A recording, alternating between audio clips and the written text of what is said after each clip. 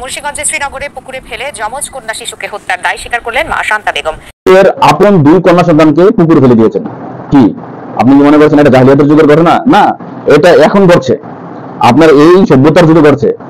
এই সভ্যতা আসলে আসলে সভ্যতা নয়, এটা মোড়ানো একটা প্যাকেটিং সভ্যতা, যার ভিতরে আছে অসভ্যতা এবং কলুষিত অন্ধকারাচ্ছন্ন জাহিলিয়াতের চাইতে বড় অমাবস্যার অন্ধকার। এই সভ্যতায় আপনার এমন এমন ঘটনা ঘটবে বা ঘটছে যা জাহিলিয়াতের যুগে ঘটেনি। এই সভ্যতাগুলো কিন্তু একদিন সৃষ্টি হয় নাই, এরকম অসভ্য সংস্কৃতি কিন্তু একদিন সৃষ্টি হয় নাই, কতগুলো বছরে আপনার আস্তে আস্তে করে এই সংস্কৃতি সৃষ্টি হয়েছে।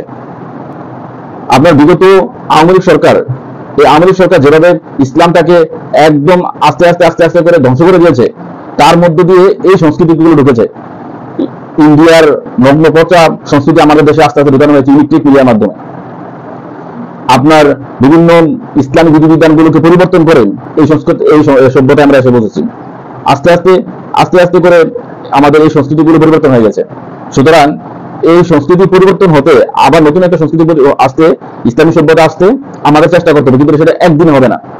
আমাদের আস্তে আস্তে আস্তে আস্তে করে নতুন একটা ইসলামী সংস্কৃতি নিয়ে আসতে হবে। ঠিক আছে, ধরুন আপনারা আমরা যদি একটা ইসলামী সরকার গঠন করি, তাহলে একদম এগিয়ে গেলাম। আস্তে আস্তে এভাবে ইসলামী সরকার গঠনের পরে তারা ইসলামী বিধিবিধান প্রতিষ্ঠা করবে, আস্তে আস্তে হবে। হঠাৎ করে ইসলামী বিধিবিধান দিল, সেটাও আবার ভূমি করে ফেলবে। এটাই নিয়ম, এটাই প্রকৃতির নিয়ম। একটা নতুন সংস্কৃতি এভাবে পরিবর্তন হয়ে যায় না, নতুন সংস্কৃতিতে আসতে মানুষের অনেকগুলো বছর লাগে। সুতরাং আমাদেরকে একটু চিন্তা ভাবনা করতে হবে সামনে যে কি হতে যাচ্ছে। যদি আমরা ইসলামী সংস্কৃতি নিয়ে না আসি, যদি ইসলামী রাষ্ট্র প্রতিষ্ঠা না করি, আমাদের সামনে ভয়াবহ দুর্যোগ অপেক্ষা করছে। নিজের আপন কন্যা সন্তানকে হত্যা করার মধ্য দিয়ে আমরা দেখলাম এটা জাহিলিয়াতের সেই যুগ। সুতরাং এর চাইতে বড় ঘটনা ঘটার আগেই আমাদেরকে ইসলামী সংস্কৃতি এবং ইসলামী রাষ্ট্র প্রতিষ্ঠা করতে হবে।